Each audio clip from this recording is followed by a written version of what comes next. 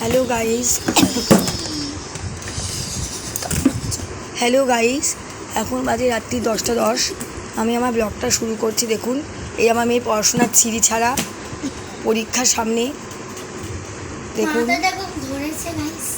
ও সারাদিনই মাথা ধরে থাকে। এই দেখুন, এই হচ্ছে পড়াশোনার বই। পড়ে ও পড়তে গেছিলো স্যারের কাছে, ইংলিশ স্যারের কাছে পড়ে এসছে অনেকক্ষণ আগে। তারপরে পড়তে বসিয়েছি, কারণ এপ্রিল মাস থেকে ওদের পরীক্ষা। কত তারিখে পরীক্ষা কোনো রুটিন দেয়নি, রুটিন দিয়ে দেবে। ম্যাম আসছে না আজকে কদিন ধরে, ম্যামের শরীর ভালো না বলে ম্যাম আসছে না। তার জন্য নিজেকে আমি বলেছি তুই পড়তে বস, তাই ও পড়তে বসেছে। দেখুন, না বললে পড়তে বসে না, তাই এখন পড়ছে। দেখুন, মা রান্নাঘরের সমস্ত কাজ এখন সারা হয়ে গেছে। রান্নাঘর আর কিছু এখন আপাতত নেই। দেখুন, এই আমি এখন বিছনা টিছনাগুলো করবো। বিছনা টিছনা করে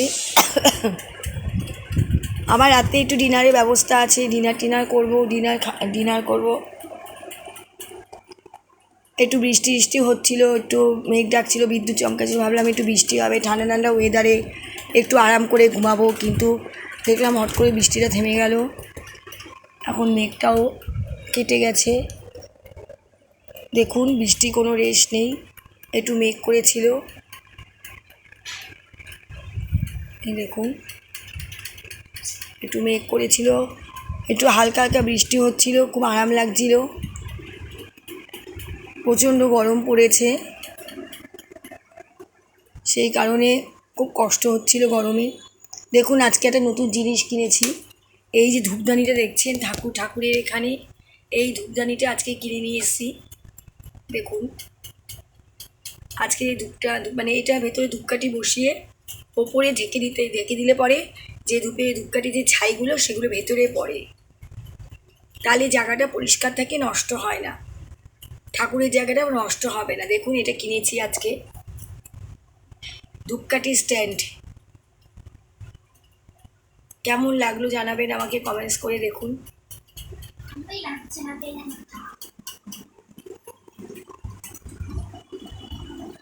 আজকে যখন মেয়েকে আঁকার স্কুল থেকে নিয়ে আসছিলাম, তখন একটা দোকানে জিজ্ঞাসা করলাম এই ধূপকাঠি স্ট্যান্ডের কথা, তখন ওই দোকানে পেলাম দেখে আজকে কিনে নিয়ে আসলাম। কেমন লেগেছে আমাকে জানাবেন আপনারা, স্ট্যান্ডটা কেমন লেগেছে।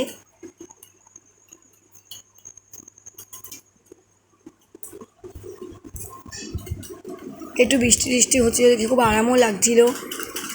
হঠাৎ করে আবার বৃষ্টিটা বন্ধ হয়ে গেল, মেঘ ডাকাটাও কমে গেল, বিদ্যুৎ চমকানিটাও কমে গেল, খুব গরমটাও পড়েছে। আমার মেয়েদের বুধবার থেকে স্কুল খোলা,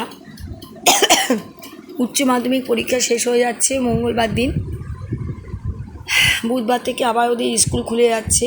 দেখুন, হাই করে দে। আবার স্কুল খুলে যাচ্ছে বুধবার থেকে, আবার সেই রোজকারের ডিউটি, স্কুলে দিয়ে আসা নিয়ে আসা